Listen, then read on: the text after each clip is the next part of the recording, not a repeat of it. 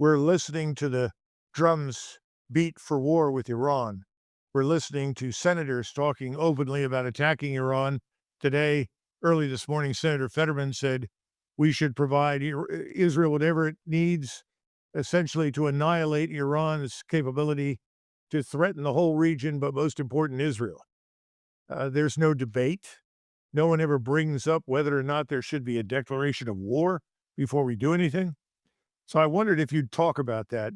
Tell us where we are, and is this just post-constitutional America? One could argue that we are in a post-constitutional America, that formally the Constitution exists. We do have a Congress, we do have a president, we do have a judiciary, but functionally, the Congress looks the other way when the president does whatever he wants. I say this as somebody that knows and likes President Trump and has been with him many times. You, of course, worked for him when you were in the Defense Department in his first term, but it gives every indication, nevertheless, of abandoning constitutional principles. Now, of what constitutional principles do we speak? That is, the Congress declares war, the president wages war. He only wages a war that the Congress declares. That is at least the theory of James Madison when he crafted the Constitution as he did. Madison himself said if the president could both declare war and wage war, he wouldn't be a president, he would be a prince.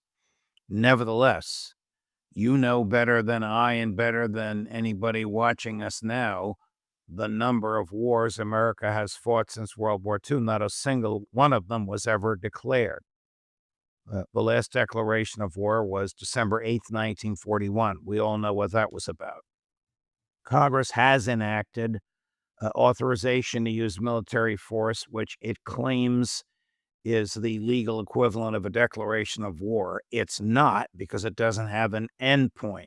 When Congress declared war on Japan and Italy and Germany in December of 1941, those declarations had an endpoint. They ended upon the surrender of those two countries.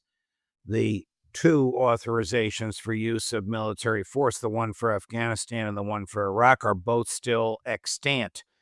And presidents as late as Trump in his first term and Biden in his single term have relied on those authorizations to justify military action.